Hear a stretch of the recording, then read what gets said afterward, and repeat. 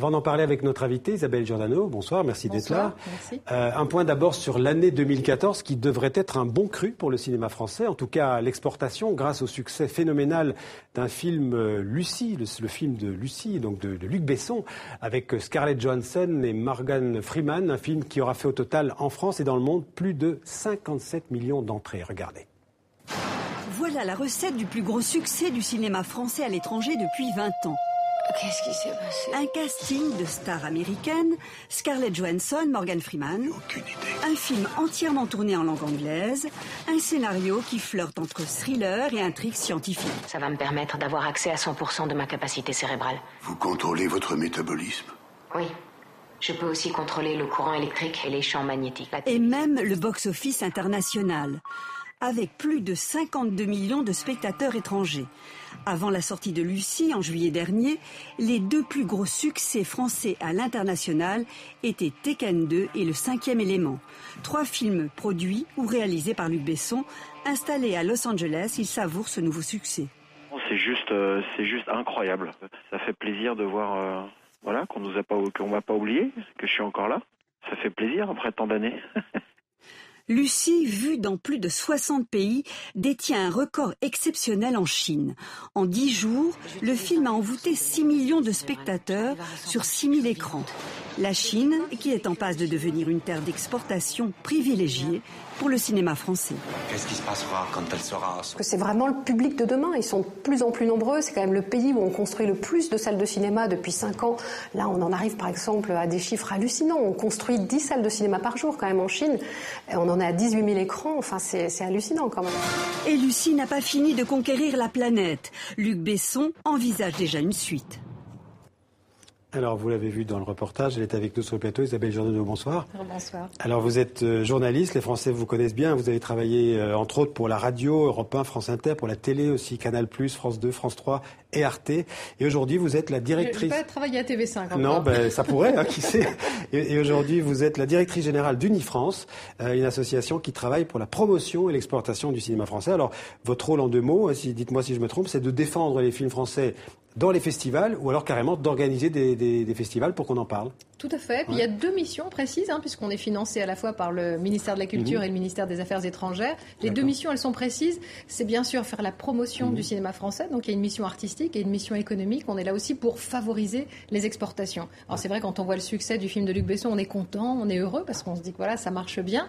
Et derrière Besson, il y a bien sûr plein d'autres films qu'on essaye de pousser et de vendre. Alors, justement, c'est un peu ma deuxième question. Est-ce que Lucie, qui fait, on l'a dit, 57 millions d'entrées dans le monde, on a parlé de Tekken, je crois que ça fait 48 millions.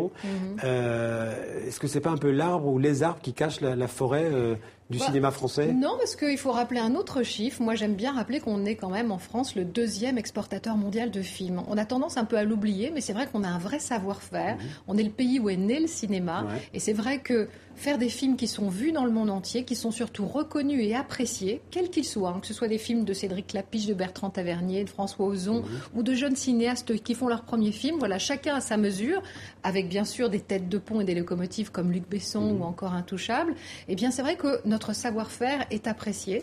Et je trouve que, il y a des bonnes et des mauvaises années, vous l'avez dit, on a des bons et des mauvais crus, comme dans toutes les industries. 2012 a été une très bonne année. 2012 a été une année absolument exceptionnelle, avec The Artist et Intouchable. Et puis, bon an, mal an, on arrive quand même à séduire une 50aine de millions de personnes à travers le monde avec ce produit assez exceptionnel qui est le cinéma français, qui est un produit très singulier. Moi, je dis que c'est un peu comme le foie gras, le champagne. On n'en connaît pas la recette forcément, mais en tout cas, il est très singulier. On est les seuls au monde à savoir faire du cinéma français. Sinon, on gagnerait à tous les coups. Voilà. Et puis surtout, le cinéma français, il est très divers. C'est aussi bien du film d'action, comme on l'a vu, des histoires très originales. Moi, je dis que pour nous résumer, c'est un peu le cinéma de l'audace, de l'innovation. Vous voyez ce film en noir et blanc, personne ne pariait dessus, The Artist qui arrive aux Oscars, Intouchable, La vie d'Adèle aussi, c'est une histoire très singulière. C'est un cinéma particulier. Et Unifrance les aide tous, ces films-là, ou vous choisissez?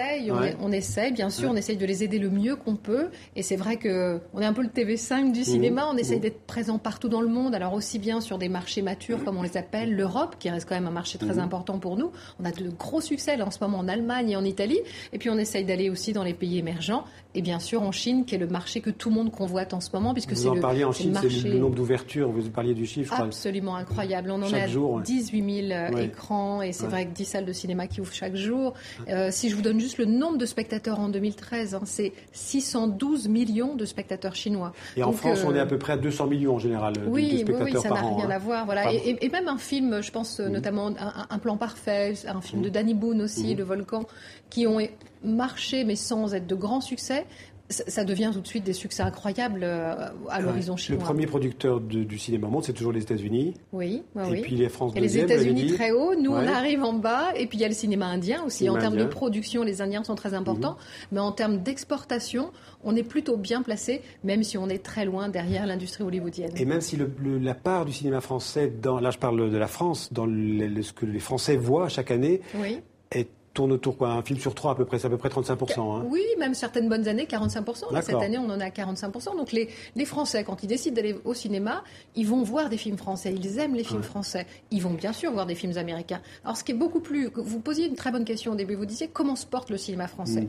Il se porte plutôt bien. Mais c'est vrai qu'il y a beaucoup de concurrence et le monde est devenu de plus en plus dur et de plus en plus compétitif. Il y a des dangers qui s'appellent le piratage, le fait que les gens parfois préfèrent rester devant leur écran d'ordinateur plutôt que d'aller dans les salles de cinéma. Le fait que les jeunes aussi parfois ont un peu du mal à aller au cinéma parce que c'est trop cher. Donc vous voyez partout dans le monde, il y a des salles de cinéma de centre-ville qui ferment. Bon, il y a bien sûr de grands multiplexes qui ouvrent, mais qui diffusent plutôt du cinéma américain. Donc vous voyez, on est dans une situation différemment. Voilà. Donc on est dans une situation un peu complexe et difficile où il faut se battre et être de plus en plus offensif pour réussir à faire en sorte que nos films soient vus. Question un peu paradoxale pour la directrice générale d'Unifrance, est-ce qu'on ne produit pas trop de films en France? Parce qu'on produit bon an mal an entre 200 et 300 films. Et je lisais en préparant l'émission que certains disent que 80 à 90% des films ne sont pas rentables.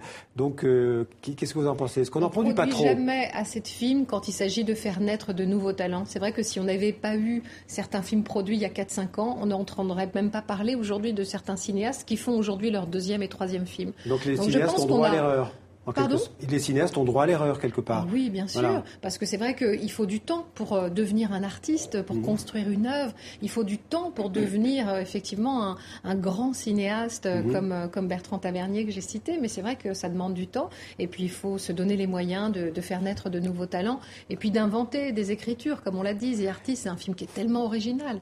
Donc, vous avez déjà répondu un petit peu, justement, qu'est-ce qui fait le succès? Vous qui avez parcouru le monde et qui allez encore le parcourir pour défendre le cinéma français, qu'est-ce qui fait le succès d'un film français? Moi, je la trouve, French Touch, comme on dit sur TV5. On a fait une étude récemment avec Opinionway, justement, où on demandait aux gens pourquoi vous allez voir des films français. Il y avait 2 choses. Parce que c'est beau, on est reconnu comme un cinéma esthétique, et puis parce que c'est un cinéma humain. Peut-être que par rapport à un certain cinéma hollywoodien, c'est un cinéma qui parle au cœur.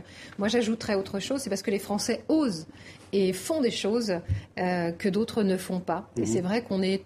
Voilà, on a un cinéma qui parfois est assez audacieux. On est des bons raconteurs d'histoire. Je pense qu'on est apprécié pour ça. Même si parfois les scénarios américains c'est aussi la force du cinéma américain d'avoir des bons scénaristes. Ah oui. Est-ce que le cinéma français parfois ne pêche pas par un manque, disons, de qualité des scénarios? Non, moi, ce que je trouve formidable, c'est qu'on arrive quand même à convaincre aussi bien et à séduire des Portugais, des Espagnols, des Chinois, des Russes, des Américains, avec des films aussi différents que Lucie. Mais derrière Lucie, il y a plein d'autres films qui marchent bien en ce moment. La Belle et la Bête, par exemple, c'est un carton, notamment au Japon. Minuscule, vous voyez, on est très fort sur l'animation. On gagne régulièrement des Oscars, d'ailleurs, pour ça. Donc, vous voyez, ce qui fait la force du cinéma français, c'est sa diversité. C'est d'être capable de faire à la fois des films assez pointus, audacieux, des films d'auteur, et puis des films d'animation, des films romantiques. Amour, ça c'est un film incroyable qui a marché dans beaucoup de pays. Un film très difficile et qui a fait plusieurs millions d'entrées. Hein. Voilà, tout à fait, qui a séduit beaucoup de gens très différents, de Est, Ouest, Nord, Sud. Ouais. Alors le cinéma français, c'est aussi, il faut le reconnaître, c'est un cinéma qui est très soutenu par les pouvoirs publics, par l'État, par la fiscalité, par les régions, par la taxe. Et par un système vertueux aussi. Sur chaque ticket de cinéma, il y a une part qui est reversée dans un fonds. Donc ça, c'est assez unique. C'est Robin des Bois. Moi, j'adore ce système parce que vous savez que quand vous allez voir un film américain, vous soutenez aussi le jeune cinéma français. Donc il faut le préserver, ce système. C'est un système qu'on nous envie, figurez-vous, qu'il y a les Coréens, les Japonais, les Brésiliens qui nous envient et qui nous demandent des conseils et qui ont créé des systèmes de régulation c'est pas du tout le système américain, le système. Pas du tout. Et donc il faut préserver cette exception. Pour une fois, il n'y a pas que les Américains qui font modèle. Nous aussi, nous avons un modèle que différents pays nous envient et copient parfois à la lettre. Donc vous êtes, j'imagine, en faveur, vous avez déjà répondu en faveur de cette exception culturelle qui fait que le cinéma ou la culture, d'une manière générale, n'est pas une marchandise comme une autre. Les mots-clés, je pense, pour vraiment l'année à venir, et on va en reparler à mon avis, c'est bien sûr, vous l'avez dit, l'exception. Moi, je dirais aussi la diversité culturelle. Et là, j'ouvre un peu le champ. On va parler d'autre chose que du cinéma. Je pense qu'on a un vrai risque d'aller vers une trop grande homogénéité culturelle. Pas seulement pour le cinéma, mais pour tout, que ce soit pour notre manière de s'habiller, notre manière de nous nourrir, notre mode de penser également. Je pense que c'est un peu la tendance depuis la fin de la guerre, en fait. C'est ce qu'on a appelé le soft power américain, c'est l'américanisation. Et je pense que la force, justement, de ce cinéma français qui est présent un petit peu partout dans le monde, c'est ça aussi, c'est ce soft power, vous l'avez très bien dit, qui essaye de redonner une sorte de diversité et d'apparaître comme une sorte d'alternative à un modèle qui paraît un peu comme un modèle de pensée unique. Alors, il y a eu une petite polémique l'an dernier sur le salaire des stars du cinéma français. Ça concerne, je vous rassure, 2-3 personnes. Vous trouvez qu'ils ne sont pas trop payés Non. Qu'on peut encore construire, alors parce que si on les paye aussi cher, j'imagine, c'est parce qu'ils rapportent de l'argent. Oui, puis je pense donc on peut construire le succès d'un film. Il y a toujours manière à débattre. Je pense que c'est sain d'abord. Quand dans la presse, on peut se permettre ce genre de débat. C'est pas pareil dans tous les pays. Donc c'est bien que Vincent Maraval ait donné un petit peu son avis de manière virulente, parce que je trouve que le débat d'idées, il est toujours stimulant. Maintenant, c'est vrai que ça ne concerne que quelques acteurs. La plupart des acteurs, on le sait bien, ne sont pas forcément bien payés. Et nos films, je pense qu'il ne faut pas toujours les regarder en termes de rentabilité. Il y a également une génération de jeunes producteurs aujourd'hui qui réfléchit dans ces termes-là. Donc vous voyez, il faut vraiment faire la part des choses et ne pas mettre tout le monde dans le même panier. Il y a des gens qui aujourd'hui pensent le cinéma français en allant justement chercher des coproductions à l'étranger, en pensant justement à montrer ces films, pas seulement à un petit public parisien, mais également en pensant à un public européen ou mondial. Voilà, il y a une nouvelle génération, il y a un souffle nouveau quand même dans le cinéma français qu'il faut prendre en compte. En quelques secondes, 1 ou 2 films qui vont marcher dans les prochains jours, la prochaine semaine. Je demande à tout le monde d'aller voir Les Héritiers, 3 décembre. C'est un film formidable. C'est tout ce que peut faire l'école française. Ariane Ascari, des professeurs, elle va amener une classe vers la réussite. Leur donner envie de se dépasser. C'est vraiment un film qui donne envie de vivre et qui donne envie d'aimer la vie. C'est sûrement un film au budget tout à fait modeste. Oui, en plus, voilà. Et puis je citerai également La French, mais si vous me rangez, je peux en citer quelqu'un, plein d'autres. Dans un autre genre, voilà, plus film d'action, l'histoire du juge Michel avec Jean Dujardin, c'est le grand retour de Jean Dujardin, et ça aussi c'est formidable. Merci beaucoup Isabelle Giordano d'être venue parler du cinéma français avec passion. Merci beaucoup. Avec plaisir.